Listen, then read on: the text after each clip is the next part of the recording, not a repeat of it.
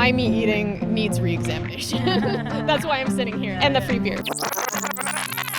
When I first went vegan, I quickly learned that no one wanted to talk about it. But I think it's something that really needs to be talked about. So that's why I'm giving out free beer to anyone who's willing to have a conversation. This is Alia. She reminds me a lot of myself a few years ago. First, I like to start off by just establishing what veganism is. How would you define veganism? I would define it as a diet void of any animal products or animal created products. This is Haley. She's a bit more intoxicated than would be optimal, and I'll be surprised if she remembers this conversation. So I'm hoping that someone who's watching now might get more out of it. Everyone thinks about it as a diet, but it's really just an ethical stance against animal abuse. Basically thinking that animals have rights and deserve rights, and we shouldn't violate those rights if we don't have to. So certainly through diet is a big part of it, but there's also things like leather or, zoos, other forms of animal exploitation in our world that vegans wouldn't participate in either. So what do you think about animal abuse in general? Do you like animals? I do like animals. I used to do animal care for a while with a nature center.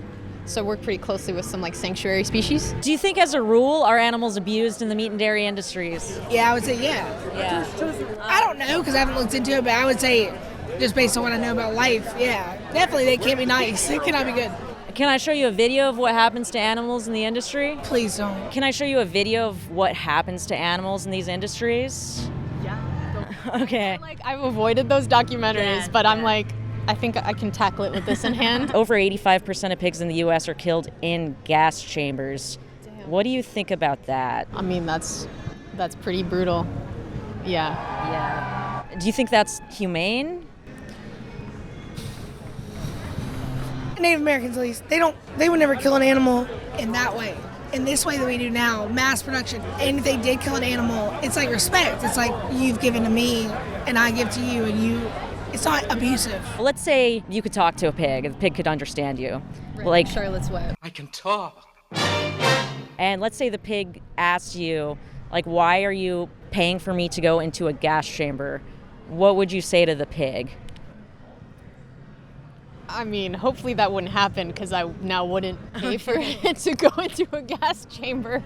But I wouldn't have a good defense for that, I don't think. It sounds let me summarize, you are against industrial farming and the way things are currently done, but you think there is a respectful way to kill an animal? It's hard. It's hard because it's hard to know what's real. Do animals feel? What do animals know? What do animals go through? It's hard to know. Do you think it's fair to kill an animal who doesn't want to die? If they have a good life, does the fact that they had a good life justify taking their life from them?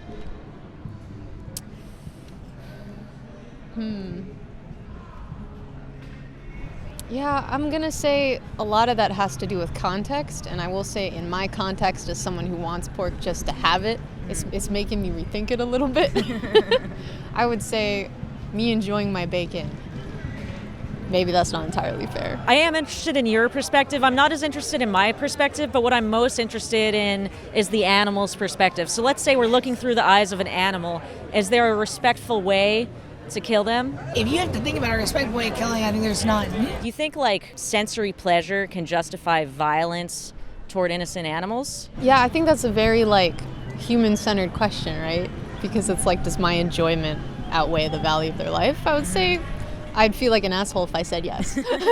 What do you think is more important? Taste pleasure that you get from eating animals or animals' lives? If I'm answering honestly, even though I still eat meat, yeah, I would say obviously animals' lives. It's obvious. A lot of things are obvious, but it's too developed in our society to change. So I think for me it's been a ignorance is bliss situation, and path of least resistance for getting what I need has been grab some off the supermarket shelf. Yeah, which, I mean, that does raise a whole thing about why are the most ethical food choices prohibitively expensive? Do we currently need to eat animals? No. Okay. No. I'm not rich by any means, and one of the things that really surprised me about going vegan was that I actually spend less money, and I was am I crazy? What's going on? But this study came out of Oxford last year, and it showed that in Western countries where we are, plant-based diets come in around 30% cheaper. So I feel like, yeah, you do sound on board, but there's definitely something holding you back from like going vegan. So what do you think that is? Traditional styles, and also, I won't lie, meat does taste good. One of the conversations I'm really interested in is around like indigenous food sovereignty. Yeah. Because like meat eating, and I'm not grouping myself with that. Like my meat eating needs re-examination. That's why I'm sitting here. I appreciate that. And the free beer, but like both. It's a combination. Yeah. Is that an ethical context for meat eating? And I think so. But I honestly, I'd be really interested to hear your thoughts as someone more experienced with veganism.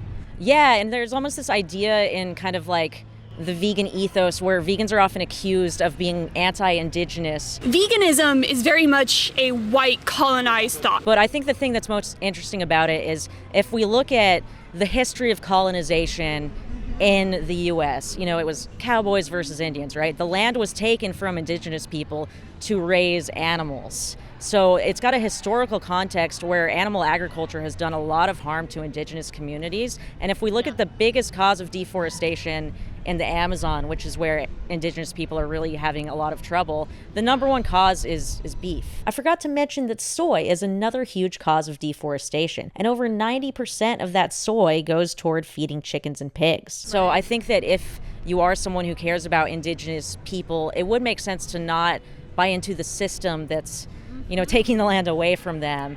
And as far as if there's a community and they need to eat animal products in order to survive, then that's a totally different situation, because veganism is about minimizing harm where practical and possible. So you can justify it if you don't have other options, right? Yeah. And that's why I talk to people, like you, who do have other options, Right, and people here. Still, yeah. Yeah, totally. I respect that you were raised up doing this. So was I, absolutely. But do you think because you're raised up a certain way, does that mean that you can't change? I pray everyone that was raised up thinks about change. Genuinely, people don't realize, like, the reason they think the way they do is because of what they know. And I think that's important to realize, like, I can think different. I can be different. I have to run pretty soon here. Okay, But yeah, before yeah. I go, do you have any like further reading resources and sources for me Absolutely. where I can kind of do some due diligence after I leave? Yes. Okay, and I have one more question for you. What's more important, your convenience or animals' lives?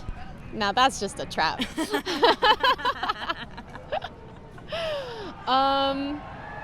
I mean, there's no way to answer that other than the answer you're looking for. So People have given me all sorts of answers Really? on that. Yeah.